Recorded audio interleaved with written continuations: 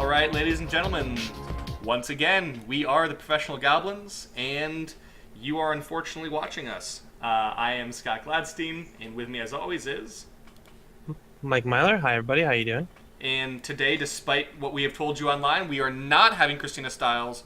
We are having another wonderful Chris person. We're having Christos Gurd. How you been, man? I'm doing all right. Fantastic, fantastic. So, yep, there was just a little snafu with our guest, so I'm sure we'll have her on in the future. Just some scheduling conflicts. But anyway, Mike, we don't have a product to review today, do we? We don't. We were sent one, but we looked at it and we got our thoughts together on it, and we decided that it would be maybe a bad idea to review it until it was revised, because he was planning a revision. So we'll have a review of that product later. Yep. We're not going to shit-talk people on the show. No, believe it or not, that's not what we're here for.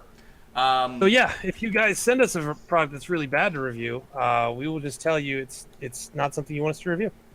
And to be fair, that product was not complete and terrible junk. Do not be afraid to send those things to your review. So. Yeah, let's say it's not a super bad one. It just, there were some things that we'd be like, we just haven't. Sorry, I was sitting on the. Oh, you're fine. Tim, where is we would rather give you guys good feedback rather than like, oh god, a lot of this formatting stuff. But anyway, so Christos, who are you? Why are you even here? Yeah, who the hell are you, Christos? Well, I think Scott, you probably know me the best here since I worked with you at Little Red Goblin Games as sort of an in-between writer and editor. I'm mostly just a lot of balance checking, I guess, is a lot of what I do. You do that. You read a lot of supplemental material for our stuff and make sure we're not stupid. Christos, you remember how I like feats. Yeah, so I do feats. The way Christos actually got picked up by us was he had written a bunch of racial feats on the Paizo forums a few years back, and I was like, those are really good. I like this guy. So, hey guys, remember that happens sometimes. I'm trying to make, there we go. Yeah, it was completely just something I was doing as just sort of a passion project, and then you approached me and ended up, it was supposed to be the one-time thing, and I kind of, I guess, made a good impression because you got me in on more products than eventually you just got me in all the time. So anyway, so as you guys know, we have a structured show, and we generally start off with a story about a character you're currently playing, or one from your past that is like a lesson you've learned kind of thing. Could be a GM, could be player. Mike, you got something for us today? I have the conclusion of Fringe. Uh-oh. Yeah, we finished our Shadow of the Demon Lord game. Okay, so good conclusion. Yeah. In it, we were like in the void, floating in space at the end of the previous game, and we were about to go approach this planetoid where the Master Troll Lord was doing his terrible ritual to kill everybody. And this woman that was also on the planetoid had a spaceship. So Fringe took the first opportunity to steal said spaceship. And then instead of getting out of the spaceship to fight the guy, I was like, well, my character's really smart. Like, I'm just going to try to fly this spaceship. And much to everyone's chagrin, I made my checks. So it's pretty dope. We like flew right up to him, and he's like doing the ritual, and I'm like, phasers, spend your fortune. I don't want you to roll. Spend your fortune. It's an auto success. And hit him with the phasers twice, and then I ran the ship into him, which is good because my character was multi-class and I was doing it incorrectly, so she was way ineffective. So I did get out and like punch him twice or whatever, but it was pointless. I did way more damage hitting him with the ship and the phasers. And as it should be. Right. So then we killed him. It worked for Cthulhu. I don't understand why it wouldn't work here. Yeah. And best part, after we're done, because I was in her power suit. So so folks who don't know, Fringe was my insane Shadow of the Demon Lord character, who was a biomancer. So think like Cronenberg movies for all of her technology. So like she had like gun turrets and stuff, but they shot shards of bone and teeth, and looked like they were pulled out of somebody's stomach. So she's in her power suit, which is this like building sized like that. So think like what Tron Bond had, but like mix it with a chicken hut and then cover it in muscles and flesh. And like that's what Fringe was rolling around in. So, and she had chicken bombs too. She had, okay, so they weren't chickens. As you do. They were avatars of Cluck, which just looked like the robot chicken, but again, all fleshy. And then they were each strapped with dynamite and timers. So to finally kill the Troll Lord, somebody like paralyzed him. We tied off a bunch of explosive chickens to him, and then we flung him out into the void. Yeah, it was pretty awesome. It was pretty dope. I wanted to force feed him the chickens, but they wouldn't let me. Anyway. Oh, I thought that'd be so neat because he'd explode from the inside, right? They have to humanely throw him into the void. Come on. Yeah, I wasn't gonna complain. And Fringe got to keep the spaceship because she could lift it with her power suit and the help of her slightly smaller chicken hut eidolon. And then she, like at the it's like narrative end of the game stuff. I'm like, okay, so where are those witches that like tried to recruit me into their coven or whatever? And he's like, oh, they're alive. I'm like, good. I go directly there with the spaceship. I step out of the portal with the spaceship. And I point to them with one hand. I'm like, this is the deal. You're my recruits. We're going to fix this and put chicken legs on it. And then we're going into space. And nobody's going to argue with me. And he was like, well, yeah, that's a pretty good argument. You make a space pirate witch gang. And that's what becomes a Fringe. And then we fast forwarded 200 years in the future. And I turned her into this, like, think like Ravenor from Warhammer 40k mixed with a dreadnought. So just basically like a walking casket with like eyeball stalks. And yeah, I was beautiful. Very beautiful. And you can go see. Touch with the 200 years forward. Yeah, no, it was a good game. The guy ran a solid game, and we might do. I don't know. I think we're gonna do a one-shot Conan game on the 7th of July, and then. I don't know. I put it forward to them. I was like, look, I'll give you all copies of Shadow of the Demon or Mists of Akuma, Shadow of the Demon Lord, if you guys want to do a Mists of Akuma game, which would be fucking awesome. I mean, it'd be terrifying because I know what I put in the book, and it's all quite vicious. And it has the horror descriptor.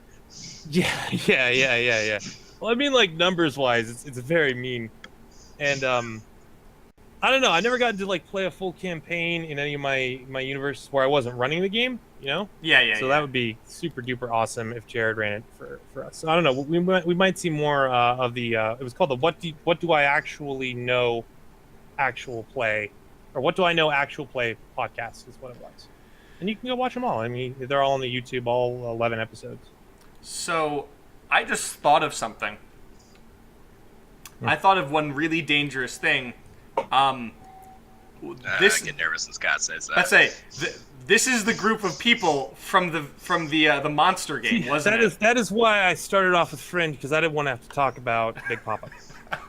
So problem solved for me. So I think we've mentioned this quite a few times, but never really gave the whole story. So I think that'll be mine. How about Count CAZUTO? So Christos ran.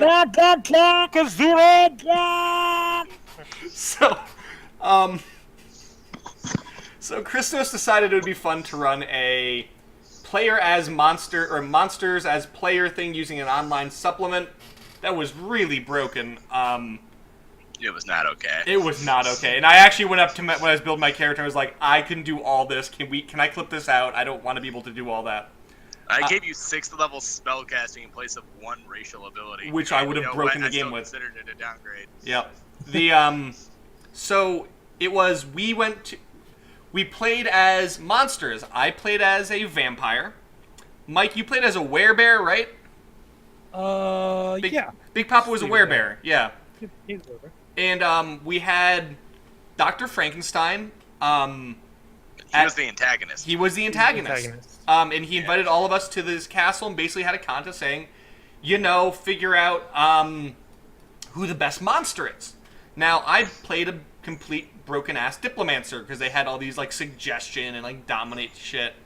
And I had like, a ring that allowed me to, like, be cast in shadows. And we decided early on that if you wrapped your actions, the whitest people you have ever seen, by the way, wrap your actions, you got a bonus on it. Yep. In that universe, the universe actually loves sick, mad lyrical skills, so it would favor your rolls with luck bonuses. And we wrote up the worst raps you could ever imagine. I have the document somewhere. I pre-planned a bunch of them so I could, like, spit them off. And my wife is in the other room the entire time we're on these games, like, cringing, like, oh my god, why are they doing this? And we're dying of laughter. At one point, Frankenstein sends out his, shoves a sarcophagus out, and there's this big demon thief thing, or like, we're like, oh god, it's a boss. And I go, well, I'm near it, I grapple the sarcophagus. I won't let him out. And it was Frankenstein, it was Frankenstein's monster, and I give us a turn to think about what we want to do. And I have, like, disguise self and, like, bluff out the wazoo. And I've seen Dr. Frankenstein once, so I decide to shapeshift into him and bluff like a motherfucker, because he had a speaker everywhere, that I was actually his master, Dr. Frankenstein. I proceed to bluff and that there was an imposter Dr. Frankenstein trying to claim that he was... Exactly. And the mini-boss goes, oh yeah, totally! And we proceed to stomp through the rest of the dungeon, get to the next place where we had this big battle where anyone who survived was supposed to be. I told them that guy was a liar and a counterfeit, and I ran the tournament. We decided, me and Mike paired up the enemies against each other in the worst possible ways. So by the end, there were only like 2 half-dead people, and then we beat the hell out of them, and then we continuously shepherded off all of the loot. It was fantastic. Like, I'm not even mad. It was so much fun. Oh, and that's how games should be. I mean, like, if you're having fun, just roll with it. I love it. Yeah, I was like, I didn't know. I just knew where I wanted the major events to be. I really wanted to be flexible because I was not sure how this was going to go down with monsters as player races. Turns out pretty fun. Yep. Yeah, it was interesting and definitely informative. Yeah. Not something I want to use as a stat balancing example, but yes, that is Count CAZUTO in them because he was a dapper rapper. Yeah, he was. And then I tried to do a really bad German accent. Which I had to accents on purpose. Let's say which I had to try to mimic. Yeah. So So Christos, is there anything you want to touch on from that, or you got another story? Well, I did want to actually tell you what was waiting for you at the very end. Oh, what was that? So Victor Frankenstein was going to make, because after your big battle, if you recall, you fought a star spawn of Cthulhu. Yeah. And, like, after everything died, it was all vacuumed up. Mm-hmm. He makes a giant, like, amalgam worm bio-mech armor out of just random body parts. And you're supposed to fight him in that. And it's supposed to be he attacks by raps through like the flesh speakers of the worm. And then, based on the rap he uses a different random monster ability. So, I still have his stat sheet somewhere. So, that was the rapping story. My wife still cringes when I tell it. They were all. You were the worst ones, Scott. Oh yeah, they were the worst I could think of. It was beautiful. They were modified lyrics of like songs and stuff. But anyway, so I think we can move on now. Are we good? Yeah. All right. The story has been told. The story has finally been told. So the next part of our show, we talk about your favorite project that you're currently working on. Christos, I'll talk about something other than what you talk about, obviously. As we overlap quite a bit. But yeah, that's gonna be difficult. You talk about what the hell you want to talk about. Mike, do you want to go first with this? Sure. Mine was pretty easy. I was supposed to do some maps for some people last month, or I don't know, 6 weeks ago, and they never got to me. I was like, all right, I guess I hired somebody else. And then I saw them at Origins, and they're like, where's those maps? And I was like, what are you talking about? I have heard nothing about any maps. What am I supposed to draw? And I guess their email daemon was messing up on them. So yeah, they sent me the stuff for the maps, and then I pounded them out in a day. And I don't know, I don't want to make anybody angry, but like, man, I wish I got paid as well to write as I do to make maps. Because like, oh my god, the pay is so much better to make maps. It's insanely better. So That's cool, and it's for End Transmission Games. It's for their game Splinter, which is this really neat, like think Matrix plus Mojo's World plus D&D Infinite Dungeon. And, I like it. Yeah, you get into like a Matrix pod, and then you take over this like demon that lives in Splinter, the mega dungeon. Cool. And then everybody watches like through like SimSense or on TV screens, you as you go around, being a dungeon star. Yeah, it's a neat concept. It's pretty cool. What was that? The guy, Splinter is the name of it. No, I was gonna say, what was that one X-Crawl or something? Is that the one that had like it was like professional dungeon delver? I think that was X-Crawl. Yeah. Yeah. Anyway, sorry. Go ahead. No, the Splinter is one of the guys who used to work on Shadowrun, so like it's good cyberpunk stuff. Very cool. Ooh. Yeah. Oh, it's got a very like cyberpunk vibe to it. It definitely has a very cyberpunk vibe. Yeah. Very cool. The character I played at Origins was she wouldn't let me change it to be crazy manic, so I just had to be like regular crazy serial killer. Oh, okay. Yeah. Darn, you missed out on the manic part. Yeah, and then the other guy was like a hollow star, and then the other person was like weird lich guy. But yeah, it's cool, and I think I'm gonna be running one game for them at Gen Con and then helping with their booth. But I'll be at Gen Con because of End Transmission Games. Yeah. So check out their shit because they are paying for me to go to Gen Con, and that is super duper fucking awesome. That's gonna be solid, man. I was not gonna be there this year, yeah. And I'm dragging along two of my buddies from Pittsburgh too, so like. Fantastic. Mm-hmm. So, Christos, I'll let you talk about whatever the hell you want to talk about. Well, I mean, it's kind of tied to what we were just talking about, but it is the thing that is currently kind of like exciting me is our Monstrous Races. Yep, we touched on that before, but go into what you're writing, I think, is a kind of fun one. Well, the first one, the one I'm currently working on today is actually a more traditional take on the atlet. It's an atlet sub-race. Because for those of you who might either aren't familiar with it or like haven't used it yet, it's a Pathfinder monster. It's a humanoid race, but it's wolf people. But in the barest sense of the word, they're wolf in appearance mostly. They're very, very winter and like frightening oriented. They're not evil, but they worship like Darwin's law to a fault, kind of. And they're Inuit, right? Yes, they are. And actually did some research into it and found out, they had a different name, which I'm using that as my race. And also, apparently what they are is there's a tie-in to them and Europeans somehow. Like, there's like some kind of off-branch explanation for how Europeans exist because these things exist. It has a story to do with something called the Dog Mother, which involves a woman getting pregnant by a dog. Yeah, Inuit mythology. It's kind of interesting. Let's say we can get to Greek too, and that's weird too. And the Egyptian. Yeah, I mean, Minotaur. But I think the craziest thing is like they're just supposed to be dark-skinned people with dog legs. That's cool. That just live in the wilderness, and as long as you don't infringe on their territory, they don't completely kill you. Sounds about right. But it's this weird tie-in they have with like the brown dogs versus the white dogs, which I guess eventually led to like Caucasians.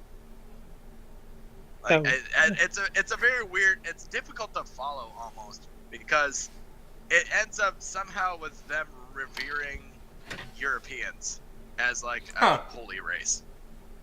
Yeah, and like they value the European trade particularly, but it was like certain tribes would offer their women to the Europeans who were coming in. Because of this dog race? The dog race fits in there somehow why Europeans exist. Ah. And apparently humans and dogs are related. Well, of course. I remember that like in Polynesian culture they have a similar myth where it's like we actually use them for some of our races too, but it was like some of them people were like their spirits are like pale skinned, and people were like, as it kind of went on, like in time, they kind of like merged the myth with the appearance of the occasional like Caucasian dude, and they used to think that they were spirits and they couldn't eat cooked food and stuff. It was weird, but.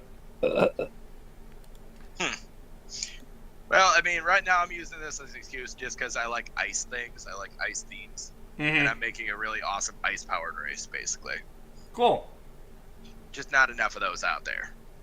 I like sure what next race I'm gonna do is yet, but I know I'm gonna go pretty off the cuff with some mythology that's not European. So, what I knew, like Tanuki were like the big balls was a thing, right? I realized that was a thing, but my base knowledge of Tanuki was like, oh, the Tanuki suit from Mario 3, you know.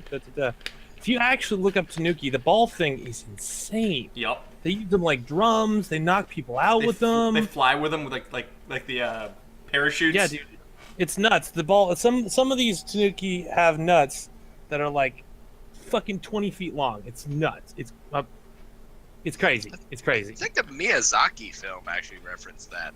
Yeah, but they didn't have them. Or they did have them pretty big. It wasn't like grotesque like it is. It's in the artwork. Like you can see art. If you just look up Tanuki ukiyo-e, you will see things you would never imagine you would ever have seen. I know I'll probably inevitably have to look that up for whatever reason. Christos, we're not including that in the in this book, I don't think. Yeah, not safe for work. Not safe for work. Not safe. Yeah, I looked them up. I'm not putting those on screen for us. So, it is particularly funny for anyone who has balls, because like imagining doing the things the Tanuki are doing to them is insane. Because my legs just crossed, man. Vomiting, just non-stop vomiting. So it's Randy Marsh from South. Yeah, there you go. yeah. That's like a mild interpretation of the Tanuki from Myth. Okay, just wanted to make sure I have a frame of reference. Yep. So, all right. I'll talk a little bit what I'm working on. We're really going through the final stuff on Naghual right now. It's really interesting going through. Yes. I know, Christos, but we've been working on that for a long time, and now it's down to the tiny little, like, we get a lot of feedback from about 5 or 6 designers. We paid everyone to look it over and give their feedback on it. And it came out really good, but it's down to the... So we wrote a system, now we're down to the... Well, this word or this word, this... Can they do this action or that? And it's like down to the super, super, super minutia. It is just... It's a little tedious at this point. Yeah. But it's for the best. I got to do a lot more world building stuff. We had one section people didn't like, so I'm just going to be like, all right, I'm going to explode that up into 20 more pages or something. The thing was they wanted more of it, and I was like, oh, okay. Okay. I can write more of the stuff that I like to write. The problem is I want to be working on that utopian sci-fi stuff I'm writing, and it's flowing over there, and I'm like, all right, I really want to work in this stuff, but the Naghual stuff I need to do, and I like to do, just like, this is flowing, and this is like, all right, I want to do that, but I'm not like super, super passionate about it at the moment. I'm sure when I start writing it again, I'll be like just as enthused, but you know. I've been struggling through this edit, and like I'm not even 20% of the way there. And Indy, I was supposed to give her an art meeting last week so she could get started on the Book of Exalted Darkness, because I had to order like $2,000 worth of art, which takes time, and I'm sure she intended to start doing it immediately, because normally I'm ready to like go, but this thing dropped in my lap, so like I don't know. I gotta pick something and just like let her do it. But oh god, there's so many things I want. We actually, back on Naghual, the cover piece I'm commissioning from Rui Fiera, who's done all the art for our book thus far. I should have sent him out the art order on Sunday, but as you can tell, it's not Sunday anymore. And he's like, yeah, man, I'm so psyched. I'm like, all right, I'm sending you 200, man. We're gonna make this work. It's gonna be an awesome cover, and he's pumped to work on it. He's so excited, and I'm like, I will get to you when I get to you. I have another artist I'm dealing with the stuff from, and I'm writing this stuff, and I'm trying to get the book out, that item book with collector. Oh my god, it's like I promise I want to pay you money. I want to throw money at you, man. I know Stephanie's gonna get one character because she gets one character every book, and she's already told me what she wants. So I think that she's just gonna have to go with not being in a scene, because I don't know what scene I'd put her. I don't headhunter. That might be a little awkward. Headhunter. Yeah, like it would have to be super specific, and I'd probably only be able to use in the one book. So I think she'll just get like one, and then maybe we'll get like one weird devil. Oh, you know what? We can use one of the devils from her leg tattoo. Nice, nice. Yeah. So that's what I'll do. I'll take a picture of her light tattoo later tonight, and I'll send you an art order. Then she won't. Make sure she's aware of this. Yes. It's creepy at night. You're sitting there, like. Yeah. What did you say? Picture? Nothing. I'm posting on the internet. She likes that actually. She likes it when I take pictures of her when she's asleep and stuff. She just doesn't like when I get her in like a nasty face. She's like, no, you can't show that to anyone. I do that with my wife, and she's like, I haven't had makeup, I haven't put hair on yet, and I'm like, you look gorgeous, dear. She's like, yeah. No, I can't. All that crap. My fiance won't let me take pictures of her, period. She avoids cameras like the plague. She's adorable, though, from the few pictures I've seen. Yeah, I know. She just won't do it. But, I don't know. She's just got this thing about getting her picture taken, so she will always... There's just about, like, 7 pictures of last year of just her with her hand in front of the camera over her face, in, like, a group of people. And how's that going to happen at the wedding? Is she just going to be like, no cameras at the wedding, period? No, she's going to have to suck it up, because I think either my mom or her mom will tackle her. Nice. So, yeah, that's going to be interesting. But it's actually interesting you brought the audiobook. I'm actually really excited about that. Yeah. Well, we talked about the project we're on. So actually, yeah, let's we can talk about favorite new project that's not yours. Other people's. Yeah, other people's. Yours. So not Little Red, Christos, if you got one. I got one. Okay. I got one. Mike, what do you got? We Be Leshys. Yeah. Oh yeah, I've heard about that one. What? We Be Leshys. Oh, I should have mentioned Veranthea before, but I'll talk about Veranthea later. Yeah, We Be Leshys is an adventure by Zenith Games and Mike Wellham, Jeff Gomez. I'm familiar with the work. Where you play as Leshys and you like defend a region from ne'er-do-wellers. It's pretty cheap. It's $2. It's 28 pages, so you'll probably get about 25-ish pages of content, like proper content. And yeah, I know. I like Leshys a lot, so I support this. I have no idea whether or not it's good. I dig on Leshys a lot. I have a race of like halfling plant people called Shokusei no Toko, which I'll talk about more later. Mm-hmm. When we talk. Sorry, you just got me so excited. Yeah, no, it's cool. Like I said, it's a cool adventure. Definitely check it out. All right. Well, I'm actually probably gonna throw you a reference. I'm actually excited about the Book of Exalted Darkness. Fucking yeah! Did you see I added the patron of meat? Yeah, I did. Patron of That's actually really up my alley. So I admit I'm gonna have to say that that's the one coming out that I'm actually excited about. Well, that makes me very happy. Thank you. Aww. Yeah, I realized that I wrote all that evil stuff, and there's a lot of evil stuff in there, and it's pretty evil. But I hadn't had anything for cannibals, and I was like, son of a bitch. And we didn't have an evil warlock yet, and I was like, okay, well, they have evil stuff for warlocks, but they don't have a cannibal warlock yet, so like, the meat.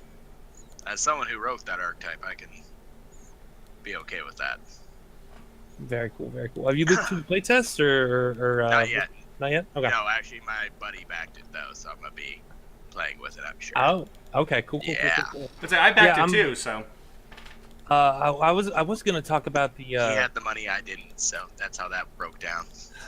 I have a playtesting group that meets on Thursdays. We did a Tuesday game this week for folks' schedules, and it's continuing on the Killing the Golden Twins adventure, which is probably what your buddy is gonna start you on. So don't read the Killing the Golden Twins.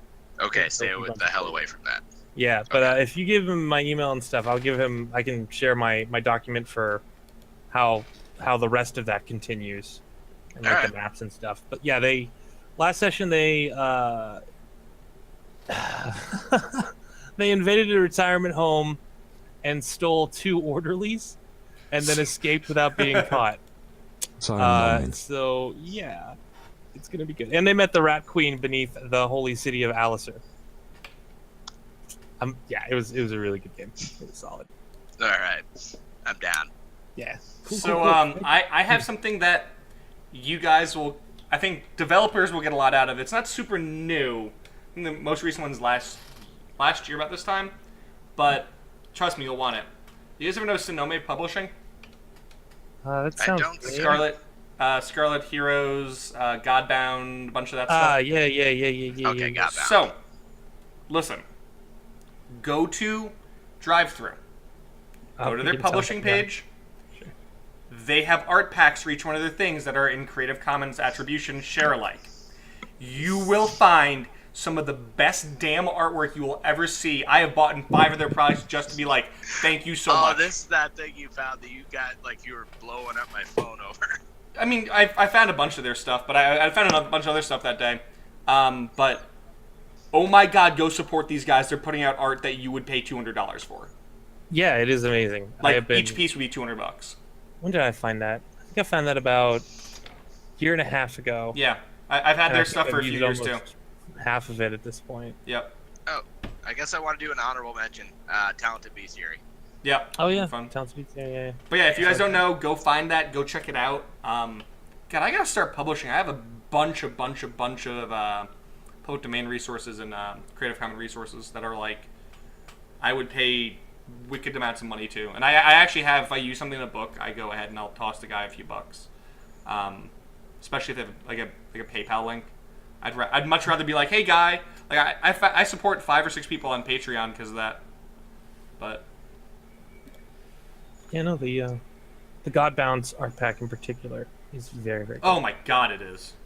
And without it, there is, you can mess with it. So like I have a Wasteland one where I took the dude. It's like a dude fighting a demon. Mm-hmm. And I needed something for like radioactive spells. So and I'm getting really good at manipulating images. Not pretty good. I'm getting really good. So I took the axe and I made that into like a totally green weapon. So it's like covered in this green aura, and you'd never think that I messed with the image at all. It totally looks like it was intended to be that way. And then I fucked up with the back too. So instead of a hellish background, it looks like an apocalyptic, like green overcast thing. Yeah, it's really good. If you are a publisher, you really do need to go get it. Yep. For the artwork we did for Sky's the Limit for that Free Wars game, I probably spent an entire day modifying the images. Yeah. It came out really cool because I took like ships from like old images and converted them to flying in the sky, and it came out really cool. Nice. The make art button's great, guys. No, it is, but only if you use it appropriately. But yeah, is that about all we got for our favorite projects? I think so. So yeah, let's get on to the Pathfinder Starfinder stuff. Well, as always, we're going to share the document that somebody on the Pazza board's made that collects all of the Starfinder news into one convenient, like, how many pages is it at this point? A lot. Yeah, it's huge. It's updated frequently. It was last updated on the 17th, although at this point they're starting to do a lot of Starfinder reveals. Yep. So honestly, so close, guys. Yeah, we're going to be seeing the book soon, so... Oh yeah, and I'll be at Gen Con, so I can buy a copy. Oh! It'll be my wedding present to myself. When are they doing the PDF release, do we know? I don't know, probably a little bit afterwards. Currently, the Starfinder reveal document is 59 pages of information on Starfinder. So, yeah, I'll include that in the YouTube description. Cool. As for actual proper news... oh, here we go. This is something I meant to mention a couple weeks ago. Pathfinder Online did an update. Yep. And they are apparently sticking pretty well to their new task schedule. Yeah, we discussed that a while back about how when I told you that a backer email go out where they're talking about, hey, here's what we're doing, here's how we're proceeding forward. Yeah, like we don't have the money to make the full thing, but we're gonna go ahead and make this stuff. And for the next year, here's our schedule. And from what I've been able to tell, they have kept up to date. It's still kind of sad they're not bringing the full thing they promised. But you know what? I can respect the fact that they're actually going, like, hey, this is what we got, this is what we can deliver, and we are going to try our damnedest. And they've been spot on. It looks like they're just starting to take a more sensible, smart approach to it, as opposed to like jumping out of the gates, which is what they were doing. They're now doing the slow Paizo accrues millions of fucking subscribers that become faithful as their game gradually improves to be the amazing thing it ultimately becomes. Yeah, I'm hoping they end up with that high vision that they started off with. I think they will. Yeah. I think it could be. I mean, I don't know. I never got that into World of Warcraft, but I can't. It's just not that interesting to me. I don't know. I mean, don't they have a dungeon crawler coming out too? Yeah, Kingmaker, but we'll talk about that at the end of the show. Bit. Yeah, okay. But yeah, I don't know. I grew up on I grew up on all the MMOs. I was a quite a group. We called ourselves the Beta Hoppers. We'd go to like Korean betas of games and shit, and like find our way in and like get free access to stuff. And I don't know, it was pretty cool. Like I was one of the first people, first English players testing Ragnarok Online on the Korean servers.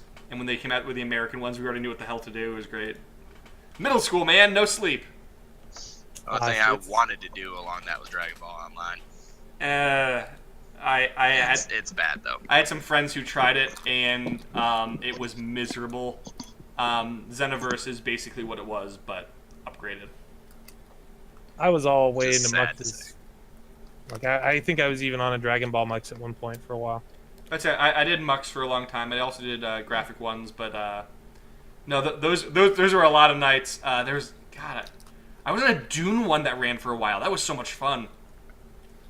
Shadowrun Denver had a couple good moments. And I remember there was a really good, like, devoted X-Man only mush at one point. Yeah? Yeah. I always wanted to build one. I always thought it'd be fun. I've seen the clients. I thought about it. Because, like, I would be willing to do, like, story generation and stuff and be an admin.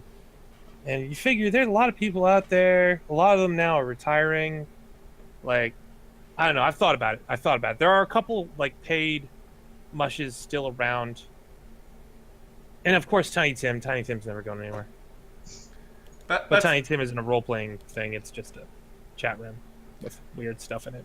I don't know, man. I think that, like, there's somewhere between forum role-playing, which is really popular, and I've always been into, and, like, D&D, kind of, you know, tabletop role-playing.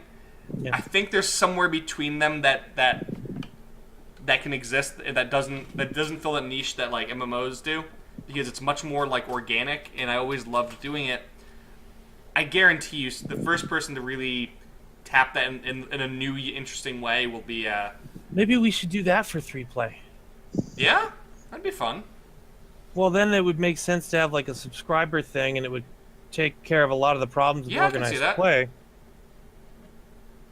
We'd have to check the legality of using the OGL in that fashion, but I'm pretty sure you can. Yeah, I can see that. Masterminds was built using the OGL, right? Yeah. Crucible City never ran into any fucking problems, and they had 2 different servers, and they definitely accepted money. Interesting, yeah. Well, I mean, I'd be willing to try that as a consumer. Fuck yeah, I'd be willing to try it as a consumer too. Yeah. Log on anytime and play, and then if you could tie that in with like an actual map program, like a GMUC, where you're talking about, like, yeah, I could see that. Oh, you could just set up to be different rooms, different regions and buildings. Oh, wow, that might be. And that would set it apart from like organized play, because log on 24/7. Hold on, let me make a note here so I remember. No, you've seen it here first, guys. I can't. I mean, Scott knows a little bit about my new job, but this could be very good for. This might be something my new employer wants. So keep me in the loop, man. I'll let you know. But yeah, so let's see. The next thing is something about aquatic adventures. That's not my. They're releasing an adventure setting for aquatic adventures in. Wait, wait, didn't Cerulean Seas do that? Oh, that's not Paizo. That's a third party. Culinary Publishing did Cerulean Seas. That was a gorgeous book, by the way. That was fun. But at one point, we had considered doing a aquatic thing. I was like, I started writing stuff, and I read their book, and I was like, nope, I like what you guys did. I'd just be copying it, Yeah. I mean, I probably could have gone a different direction, but I was pretty stoked by that. There wasn't a lot of market space for it. Yeah, hopefully Paizo will be distinctive enough that you can use both resources, but we'll see. Well, I mean, that kind of comes in with the whole, like, should Paizo have put out Occult Adventures knowing that, like, Psionics Unleashed exists from Dreamscard? And the answer is and I like that they differentiated it. They made it much more of it like an occult thing rather than a psychic is just another energy type of deal, you know? Yeah, they threw out it's not X-Men, it's Penny Dreadful. Yeah. I like that comparison. I don't know, I was a little disappointed because they had been very vocal, like, we're not going to do a Psionics book, we're not going to do a Psionics book. I guess you didn't do a Psionics book. Technically. You just did, like, the closest thing to a Psionics book you could do and not call it a Psionics book. Yeah, true. You could have just called that Occult Magic, Psionic Magic, and nobody would have batted a fucking eye. Yep. Like, so I don't know. I felt that was. I mean, I understand their position, but still, like, But I mean, that's a unique That's gets into the relationship between third party and first party. Like, if the third party gets really... Paizo is friendlier with Dreamscar Press in terms of, like, what material they share, because there's, like, actual Paizo books that reference Dreamscar Press material. Yeah. And outside of Necromancer games, that's very rare. Mm-hmm. Yeah. So, yeah. So, yeah, let's see. We don't have anything on 5th Ed today, I don't think. Sorry. Any other Pathfinder? I can't think of any other Pathfinder now. I saw...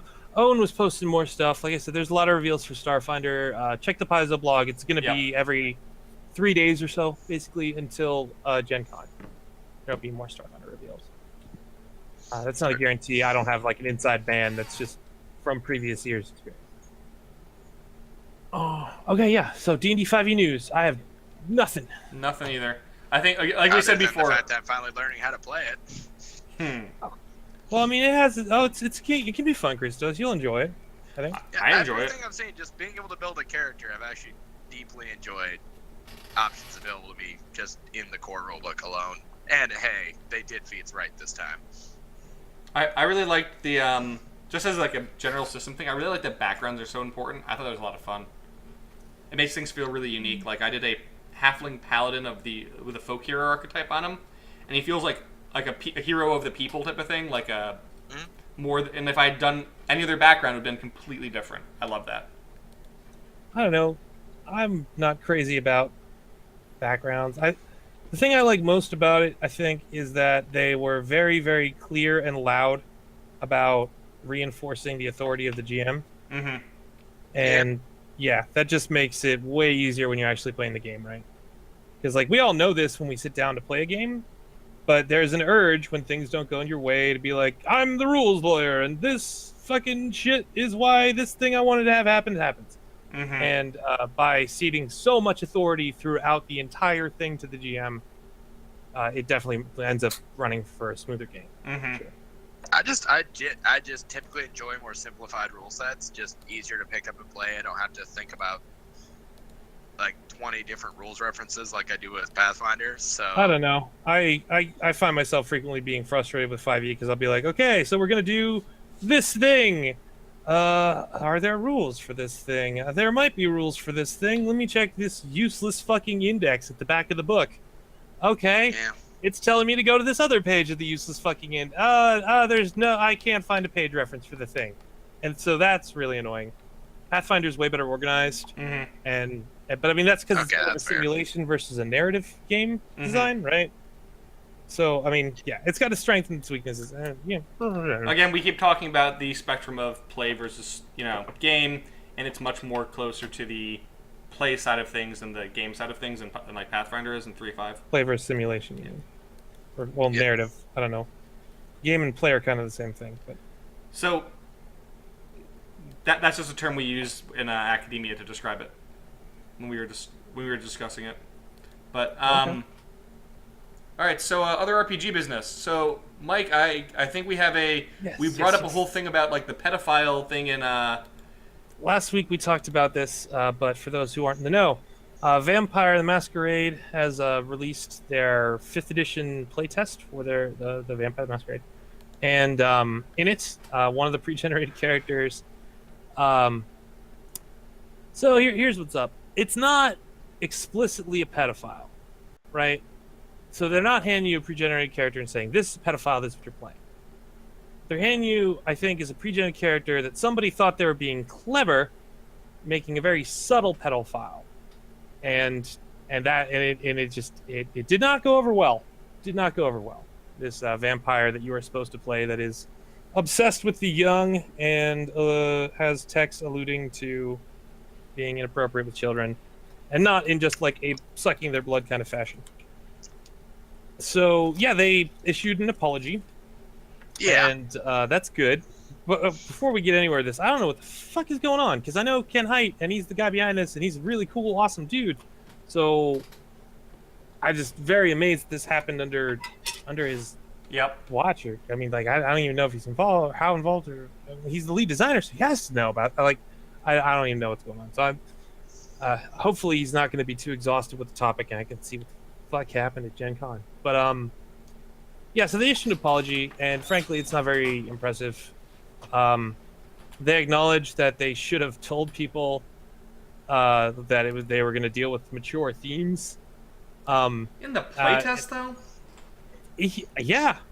If you're gonna do stuff that might trigger people, you should have a discussion of consent. That should be a part of the game and any material for the game. Like, I literally just released a free, widely advertised adventure where you go into a high school, kill 2 teenagers, and maim their bodies, and nobody got upset with me. There were even reviews that were like, "This is awesome." Although you will kill 2 kids. This is an awesome adventure. So, like, if you're smart about it, and you, by the way, again, you should have a discussion of consent at the table as well. Not only does that set the tone and make it clear, like, this isn't a game we're going to be making a bunch of jokes and stuff, like we're trying to have a gothic feel or whatever. Yeah. Then it's a chance to find out, oh, you saw a guy in a construction site actually get his arm ripped off and would not like to have people lose their limbs in this with graphic descriptions. I can understand that. Yeah. And, like, this is especially important because you really don't know if somebody's been sexually abused. That's one of the ones that people are very quiet, like super duper quiet about. Wow, I can't imagine why. Yeah, like the fact that there was like, what the fuck, guys? That's so common sense. I looked through the playtest because I thought for sure like there had to be something, and I couldn't find anything about it. They mentioned mature themes while they're trying to like market it in the first page of the playtest, and that's the only reference I saw whatsoever. So yeah, I mean, I don't know. So sticks in my craw. It still feels like somebody erroneously thought they were being clever, and that's. And then they got caught. Even the apology doesn't feel good. So on the FAQ, they actually have: is she a pedophile? She is not. Yeah. This is the exact test. She has an obsession with young, recently embraced, kindred, and a feeding restriction that forces her to feed from children and young teens. Still. That was arbitrarily decided. Oh my god, man! It's just like can't play it out like, well, the character has to be this way. No. The correct response in situations like this is to be super apologetic and withdraw. I mean, be like, sorry. Nobody's gonna stop you from doing racy, vampire-y stuff. We just don't want you alluding to. Don't double down. And if you're going to allude to pedophilia, you should tell people about it in a sensible fashion before you do it. I didn't even know about it until you brought it up, and I saw it. Oh my god. I wasn't going to bring it up again, but they made apologies, so I thought I should. A half-assed one. Yes, yeah. It was honestly kind of half-assed, yeah. Like, I hate saying these things. Ken's a really nice guy, and, like, I don't want him to be disappointed, but, like, what is going on over there, man? More exciting news. Gen Con badges are going to sell out, apparently. Oh, wow. Yes. So if you're trying to go to Gen Con, you should get your badge immediately if you even still can. Good luck with that job. So, you guys familiar with Blue Rose at all? Mm-hmm. The game? Familiar, yes. Yeah, so they're putting out a... who is it? I think it's Green Ronin's putting out a new version of it, apparently. Yeah, isn't it out already? I don't know. Let me see. I know they did the Kickstarter for it. A pretty one with like a slipcover or something. Yeah. Oh no, it's basically the Princess Bride RPG, but not the Princess Bride RPG. And it uses their in-house system, which is the same one they use for like the Dragon Age 1 game. Yes. But yeah, it's a pretty good system, by the way. I like it. Yeah, it's out is the big news, I guess. Yeah. They did an update and it's out. That's all they're really saying. Oh, okay. So I guess they just got it to backers before. Now it's available for publishing. Yeah, I think so. All right, cool. So yeah, let's get some other meat of interest today. I'm still not sold on Blue Beetle being in the public domain, man. Okay, so there's a thing. Ted Cord starts off in Blue Beetle starts off in a different publisher, goes over to Charlton, go to a few other people, and he changes his identity a bunch of times, and he doesn't even stay consistent in his own comics for a while. And then he becomes Ted Cord, the one that eventually becomes DC, because Charlton Comics gets bought up at DC Comics. However, due to failure in licensing, a copyright declaration, he is public domain in his first 5 appearances, I guess, and nothing else. Not when he goes to DC, but when he's still at Charleston, they screwed up on his copyright thing. So Ted Kord Blue Beetle for these 1 through 5 issues, which is very different than the DC version, is public domain. It's weird. And I've seen people actually publish stuff for it with him. To be fair, you have to make sure you are super careful. Like, you have to make sure you're using a different uniform that he had in that issue. And there's some very specific things you have to reference. And most of the stuff after that, again, it's only 5 issues, and it's basically just DC reprinted them later, but those 5 are actually still public domain. I wonder if that makes my... I have the issue, like the #1 Charlton for Blue Beetle upstairs. Which one, though? Because there's a bunch of them. I don't know. Because there are like 3... It's the one with the question as well. What? That's why I bought it. It's the origin of the question and the Blue Beetle.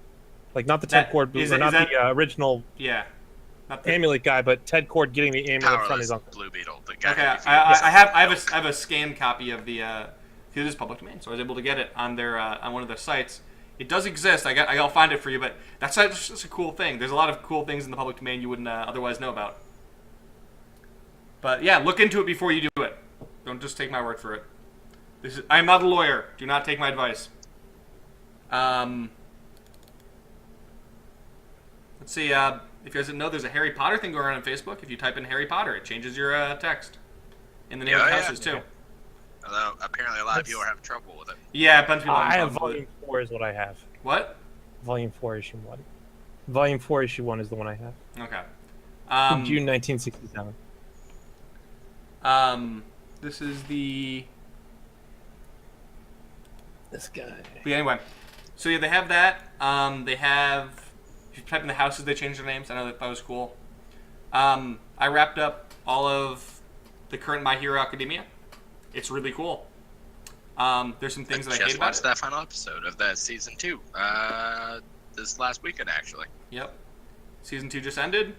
It's solid. It's definitely anime, but it's also weirdly like taking a lot of superhero tropes and mashing it together. It feels like Naruto meets the X-Men. And in a good way. I don't know, man. It was fun. There's some really dumb things, like you think the series is going to be, these first 4 episodes have like this really strong message, and then they kind of like hit episode 4 and they're like, actually, we're going to go this way because we realize we want to be a shonen series and tell you about, and be able to continue for another couple hundred issues. You know, I'm like, oh, come on, man. I mean, I'm okay with that. I'm not spoiling what it was, Lord but season 2 isn't here yet.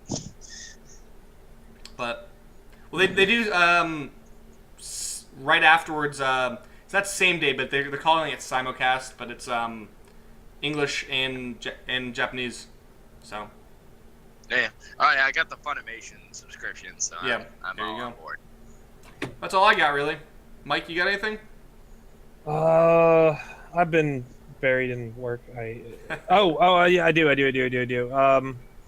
don't give a shit about most of the Steam Summer Sale, but that Eternal Crusade game I was talking about last week. Yep. The full character options thingy is $5, and I bought it. Oh wow, that's awesome. Yeah, $5 is super cheap for getting to be a Space Marine with a jetpack. Cool. Oh, is that your post on Facebook about not getting sell goddamn Space Marines? Eternal Crusade is free, but if you want to have a jetpack, you have to buy that, and you can get it for $5 now, as well as all the other fun stuff that overpowers your character. Because like I played it for a while, I got to get a new driver card because I updated it, and if I update it, then my computer randomly physically crashes, so I can't actually play it now, and I have to wait until I update it. Well, not nice, but you know what I mean. Yeah, I played for a while, and like there's definitely a big power jump between the people who bought something and people who did not buy something. So pay to win. Yeah, a little bit. Definitely a little bit. Yeah. Some of it's also level drag, right? Like if you're first level and you're facing off somebody against like 17th level, you're just going to do more damage and be more accurate. But, is there anything else? I know we talked about it before. I've almost finished Legion, so we'll talk about that at some point, I'm sure. Fantastic editing. Oh, yeah, that's a great... We'll talk about it another time, though. Let's see, Kickstarters? Kickstarters! I've heard we have a few of these. Kingmaker is 13 days to go, so less than 2 weeks. They've funded. They're currently at 557,000. Yep. What the fuck's the next stretch goal? I don't know. They just unlocked camping, which, whatever, that's Dragon Age. Oh, at 600k, the Magus will be a playable class. Nice. Ooh. That's very cool. And then 700k is extra character or extra story stuff, which is kind of fun. They will probably be getting past 700k. That's why there's a scroll at the bottom, so you can keep adding stuff to it. So yeah, we will see how that works out. Apparently, from what I read, it's going to use the actual Pathfinder-like system as the backbone. It is. We've talked about this a few times. Is what they were saying, yeah. And the Inquisitor and Alchemist and stuff are not 3.5 relics, so like I imagine they get more laxative with them, and same thing with the Magus. You know, like I bet they have like an 800k stretch goal for the Brawl or whatever. That'll be fun. Okay. It depends on which monk they're using. It's true. I know Christos has his love for the Brawler is well known. I was trying to write that boxer class before that happened. Yep. Damn it. The next thing is Culinary Cookbook is Culinary Magic Cookbook. Yeah, it's at $3,000. It's just doubled its stretch goal, or its goal. So 200% funded. Yup. Let's see. Their next thing is their drink is at 5K. I don't know if they're gonna hit that. They have 3 days to go to get 2K. I don't think so.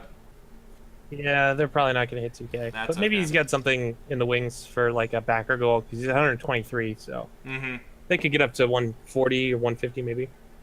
I could see it. Is there anything else for here? I have an update on one of my Kickstarters. The Veranthea Codex books Rogue Genius finally released them. So all told, I want to say there's like 9 now. Only? Oh yeah. Seven new ones and revised ones. Oh, wow. If you go check out my website, one of the recent posts is about it. But yeah, it's the 5th world, which is like a super high level, not super high level, like 15th, 16th level adventure where you, yeah, it's high level for Pathfinder. Yeah, yeah, you go into the bottom of the ocean onto this like crazy robotic crustacean with a city on its back, and I don't want to say any more. Then another one's Forever Dark, which is like a big supplement book about the like psionic wild western horrors and the tunnels that connect the continents of Veranthea. Cool. That's by Mike McCarthy. He did a great job. Yeah. The Adventurer's Handbook, which is like if you want to play in Veranthea with your group, buy one of these, and it has every single player option from all the books, as well as new stuff. So like I was saying, the Shikusei no Toko before gave him a whole like fucking 5-page race entry. Nice. What else got the treatment? Half doppelgangers, the Pengu subtype of Tengu, and the Dengu subtype of Tengu. So the Arctic and the jungle versions. Wait, are the Pengu really just penguin Tengu? That'd be amazing. Oh yeah, they absolutely are. That is fantastic. And they have a mech. Sold. They have a giant penguin mech called the Mecha Pengu, because they're so. Urethiel is super duper wuxia fantasy, and there's a book. An update for Lost Legends of Urethiel as well, and these are all available in PDF and print, by the way. But yeah, it's super wuxia fantasy and like very low tech. But the Dengu are up in like the far reaches of the north, where like it's too cold for anyone else to live. And they came across some like frozen travelers from Trektoiri wharves, some really nice tech, and they reverse engineered it. And now their whole culture is built around their superior technology, and everyone else in Urethiel just thinks that they're like weird wizards and don't understand how their superior magic works. Penguin wizards, I love it. And they totally have like a giant mech, because there are kaiju everywhere in Veranthea. Not everywhere, but every continent has it. That's why they made the Blitzcorps. Yeah, the Bezdakor, yeah. Well, the Bezdakor are for the giants, but also for fighting kaiju. Radical Pantheon got an update, so now it's bigger and also available in hardback. Into the Veil got an update and a new review from Zeitgeist, so it's 5 out of 5 stars. I did not write Into the Veil. Nicholas Geibel wrote Into the Veil, and I helped him write it. It's pretty cool. It's just like, so the pole of Veranthea is covered by this huge this thing they just call the Perpetual Storm. And if you get into it, you get sucked inside, and inside are the Tesseract Seas of the Veil. And there's like 4 continents, and it's very, very piratey. But there's a bunch of alien shit going on from this lich that landed. They're called Alterans. There's a new race in the book too called Alterans. Yeah, he landed. He like set his intelligent forge up to do some stuff, and then he left. And while he was gone, it became sentient. So now it's this like dungeon that is trying to break out of the veil, and the veil itself is just a big trap that Naghual has made for it to keep it there. And it itself has spawned a creature of its own called what's his name? I got to design him. He's a fucking piece of shit. He gets like extra turns during combat. What is his name? Oh, the Last Irrational. So the Great Croth, this huge intelligent forge, pumps out a bunch of puppet men that look like pirates, right? So whenever you see pirates on the high seas, you never really know if they're real pirates or if they're robot pirates, and what happens to the people that they abduct, right? One of these robot pirates develops his own sentience and then sets himself up as a demigod and gets all the primitives on this one island to worship him as such, and that's the Last Irrational. Yeah, the veil is really neat. It's really neat. I'm really glad that it got 5 out of 5 stars now. And then I can appreciate all that going on right now. I like that. Yeah, no, Nick killed it. He did a really good job. He likes piratey stuff, and he knows his piratey RP. And then the Black Knight is the last one, which got an update with a bunch of maps and pre-generated characters, one from every different part of Veranthea, including a goblin from Goblinvania, a knight from Gurthadness. What was it? Oh, was it a Wusha? Yeah, I think it was a conduit from Urethiol, so somebody can channel magic. Cool. A gunslinger from the Vale, like a swarthy pirate sailor dude. Oh yeah, and then the android girl from the Fifth World. Cool. And then there was somebody. Oh yeah, there was a freak from the Forever Dark too. Yeah, and I don't know. It's pretty crazy. It's pretty crazy, and it's pretty fun too. You fight the Black Knight, like the Black Knight. So first you fight him in Gurthadness, and he's like traditional greatsword, black helmet. And you got to like lop off all of his limbs, and he screams insults at you. And then you have to fight him again in Urethiol, and then it's like a monk version of the Black Knight. And then you have to fight him again in Trektori, at which point he's like a crazy diesel punk, like giant chain, greatsword, powered armor dude. Cool. Okay. So and it's a first level adventure module. So it's pretty ambitious. It's a good introduction to the kind of things that happen in Veranthea, I think. Mm-hmm. And I'm just really excited to have him out because it took I sent him that stuff like 2.5 months ago, and I've been trying to get him to send him out to backers, and I finally did it. Like, oh, thank you God so much. So Christos, at the end of this show now, you got anything else, Mike, or is that No, cool. I mean, Lost Legends Urethiol is awesome. It has lots of weird, obscure lore that you won't find elsewhere.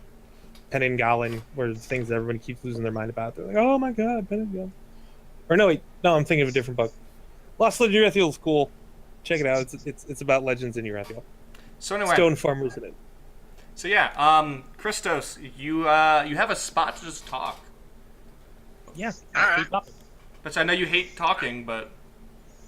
Well, I'll find a way, but what? Honestly, I was trying to think because I wasn't expecting to be able to get on today, so this is kind of a surprise for me. Surprise! Yeah, I know. It's weird enough that 3 people from, I'm pretty sure 3 different states are talking right now. Yeah.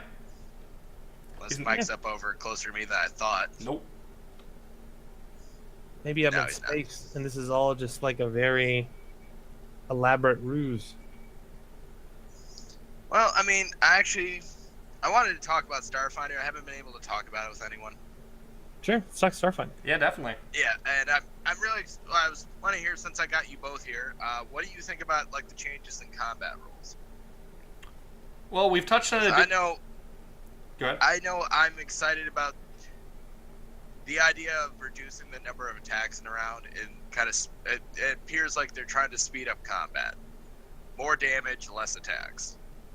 And that's where I'm kind of like, that's where Pathfinder really lags for me. It's where I typically get the most bored, is during combat. So I'm really all for anything that can speed that process up. So one thing I've always felt is I do like the lack of iterative attacks. I mean, they kind of did that with 5th Ed 2, where they made it so your class can give you an extra attack. But I mean, like, I like how they're doing with the Starfinder a bit. The 2 HP pools are cool. I'm a little concerned about, not about me playing with it, but like a new person being a little bit turned off by that. It's a little harder to grasp just as a general thing. But I don't think it's a bad thing. I think it'll be a nice change. You're going to notice the difference. Yeah. I don't know. I'm looking forward to it. Again, I want to see the full thing before I start speculating on how much I'm going to enjoy it. I want to play a game before I tell you how much I enjoy it, you know? I'm sure Little Red will run a game. I'm sure. Mike, what are your thoughts on that? Well, I don't like that they got rid of combat maneuvers and or at least combat maneuver defense and combat maneuver bonus. Mm-hmm. That was one of the smartest things they did with Pathfinder, I feel. As for the actual like kinetic armor class and energy armor class thing, yeah, that definitely need to happen. The AC game is pretty silly after you get past level 5 or 6, 7, depending on your GM. So I'm glad that that's getting revamped. Reducing your number of attacks per round, I don't know if I believe them. Like I'm sure that they mean it and that there will be less than what you get in Pathfinder, but I don't fucking chair. I don't think it's going to be I don't know. I don't think it's going to be as drastic as they're saying, like once per round. Like so wait, is that once per round me holding the trigger and firing 6 shots as one attack? Is that what you mean by once per round? And I think that we're going to ultimately see that happen. If not, like just as part of the core rule set, then in expansions. Yep. That's fair. I mean, the HP thing, I feel like I've been wanting to dabble with Wounds and Vigor, and that's kind of like an evolution of that. Mm-hmm. So I'm really curious to see how that's going to go. But I do see your point about that being a turnoff as opposed to just keep track of one number. You're keeping track of 3. Oh, so, I don't know. I like the wound system. I was told it's going to be a lot like the Star Wars D20 wound system, and I love that so much. Never played that, but I always wanted to. It's fun. Yeah, dude. Critical hits go directly to your con score. Oh. Right? So, like, critical hits are critical hits. Like, Actually, you know what? That makes me think. Favorite non-D20 tabletop game? Non-D20? Oh, I can answer that one easily. Yeah. I like Savage Worlds. I'm a Savage World junkie. Aha! Damn, you took mine. Let's say... I mean, it's a fun, easy system. What is it? The Explorer's Handbook, which is like that big, and you can get it for $10 or whatever at your gaming store. I've gone through 3 of them because they're kind of bound like crap. But dude, that is a fun game. That is one you go, all right, guys, we're playing this book. Here's how you do it. 10 minutes later, everyone's good to go. Make your character take 30 minutes, whatever it ends up taking, because everyone bitches and complains. And then you go ahead and you play your sci-fi or your Western or your D&D game or your whatever. Your superhero game, it doesn't matter, and it's to me it's always been like GURPS, but super light and without a book that you can kill a man with, without having to do a correspondence course to understand it. Yeah, damn it, Scott, you took mine. That's okay.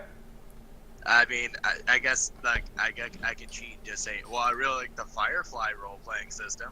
You mean Cortex? That's essentially the same one. No, that's Cortex. That's different.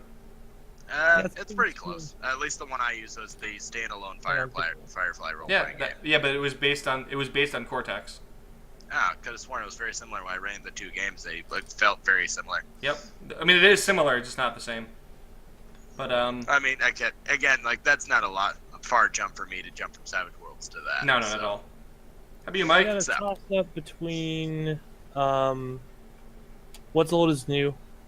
Largely because I really enjoy how character creation works in What's Old is New. It's like a career thing. Mm-hmm. So, like, you get a number of careers, and that, like, you don't know how old your character is when you start the game. Like, you might end up being this, like, hotshot ensign or whatever in the space fleet, or you could be, like, the old curmudgeon guard that never gets fucking promoted. It depends on how you roll out your years. So I like that aspect a lot. And the game's pretty tight and smooth, and like you can play everything, and I love that aspect. I'd say that reminds me of Traveler with the whole like your career, but you can die in character creation, so. It was, yeah. He specifically was telling me like, we're doing this a little bit like Traveler, and I was like, okay, cool. That's fine. And I read up on it and stuff. I've always wanted to try Traveler. I've never played it. I've read through it. I haven't played it. I have a guy who wrote content. One of my professors in my undergrad wrote content for it. He Ken Adams, he did this whole thing where he's like, the way he got into gaming was he has a degree, I believe it's in like astrophysics or something. And people were asking him to write stuff for sci-fi books, and he's like, yeah, sure, I can write about this stuff I learned about yesterday. In my theoretical physics class. I don't know how close to home it is, but yeah. He's like, yeah, this could totally kill you. Yeah, this is a great way to kill somebody. Yeah, let's write this horrible trap. That's a great idea. It involves this horrible, like, torsion machine, and... Thanks, Ken. Oh my god, stay away from me, Ken. No, Ken's a great guy. He's fun. This is how you use a Hadron Collider to end existence. Twice! My tie-off was with Black Crusade, because that was the first game where I got to play, and it was like, you're evil. Here's how to play evil. And I was like, yes. And it's Warhammer 40k. Ooh. Yeah. Yeah, I do like evil. And honorable mention goes out to the Authority RPG, which uses the Tristat system, which is not great. But the book is really fun. You can get it really cheap, normally like half-price books and stuff for like $6. And the back has the best random character generator ever. Really? I have the tarot deck random generator for Pathfinder, and I'm kind of a big fan of that.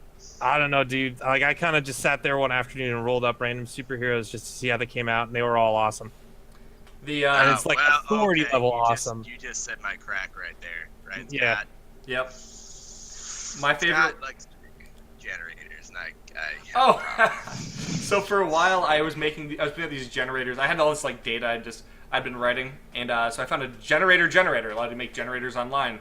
By using, like, creating you could, like, do a paste spin, like, using their markup. And I was able to, like, do, like, super in-depth, like, superhero creators and stuff. So and they were really bizarre and out there. Like, you can end up with, like, Captain Paraguay or something like that. Yeah. I don't know, it was a lot of fun, and I have them all, I have to put it, you have to organize things onto, like, a site that's not the Little Red site, I think. But, I don't know, maybe I'll put on the Little Red site. How many characters did I generate that bothered to post? Like, oh my god, 50? Like 20, 30 for each of them, yeah.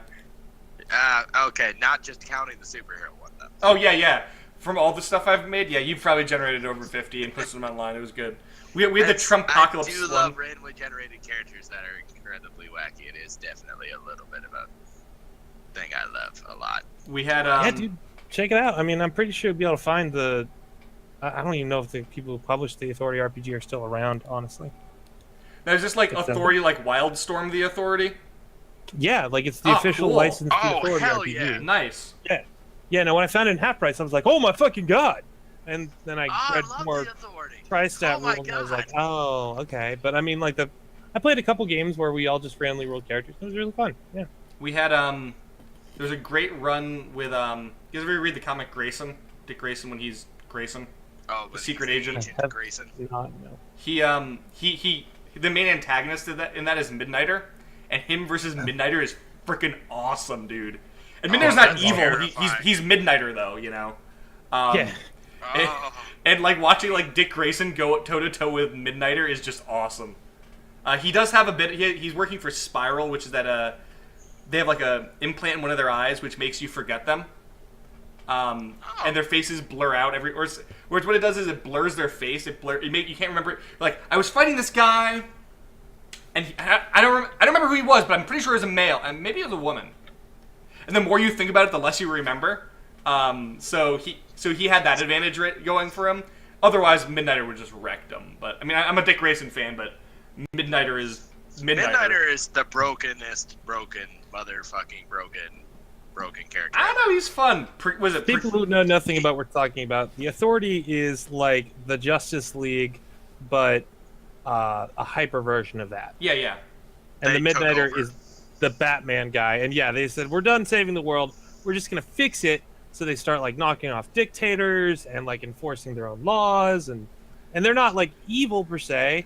Like, for instance... They're just harsh. Midnighter, the Batman guy, and Apollo, the Superman knockoff, are a gay couple and are like married and stuff. So they're progressives, but like not everyone's ready to be progressive. And it's really one of the best comic books I've ever fucking read. Mm-hmm. I do want to hammer this point home about Midnighter. He's not just Batman. He's Batman, Captain America, Wolverine mixed together. His body fought off AIDS. Yeah.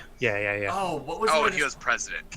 So, actually, speaking on that same subject, you know what I read recently? You ever read Nemesis? I don't think I have. Mark Millar, the guy who did Kick-Ass, he wrote this one called Nemesis, and it's basically if Batman was like genius level Batman was super freaking evil, and it's got his stylistic like hyper violence and stuff. Oh man, it is so good, and there's like 3 twists in it that make it just even better. But it's like, I pre-planned everything forever, and you never saw it coming. So, guess what? I'll explain to you how I did it later, and then he does. It's like his whole thing is like, he's this full white outfit with like a mask and everything. All you see is his mouth, and he leaves a card. He says who he's gonna kill and when he's gonna kill them. So he's the Riddler, but successful. Just want to put that out there. Like hyper violent. I don't know, dude. He is awesome. If you read the thing from start to finish, it is a really fun, weird plot, and the ending, you kind of leaves you scratching your head, and then you're like, oh, really? Really? But, I don't know, it's a lot of fun, that one. I just got finished reading it. It's a short series, I think it was like 4 or 5 issues, but it's worth it, dude. People didn't like it. I thought it was a great written series. I'm intrigued. Yeah. All right. Since Mike, I know you saw this. The guy saw this on Facebook. What do you think about the Red Sun movie? Oh, that's the only good Superman story. So I'm really let's do it. It's one of my all-time favorites. Okay. I had it hardcover. Okay, so if they use it for more than just inspiration, yes. The ending of that book series with the whole Necronauts crossing the line between life and death and like weird descendants and cyclical time thing and like weird shit. If they go that deep, if they just like, I don't want to say panel by panel because they had. How about they just keep it to just Red Sun, the book Red Sun, like just the trade paperback series, the Red Sun, not whatever god awful thing spawned out of it that you're talking about. No, dude, that's the whole trade book. That's beginning to end.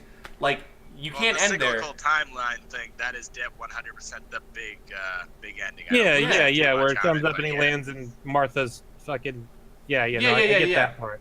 But no, Necronauts taking over everything. What are you No. There's a line about the descendants. There's like a throwaway line where like the descendants of this thing were some of the first Necronauts, the people who it's like literally like 2 panels. It's like that crossed the line between life and death.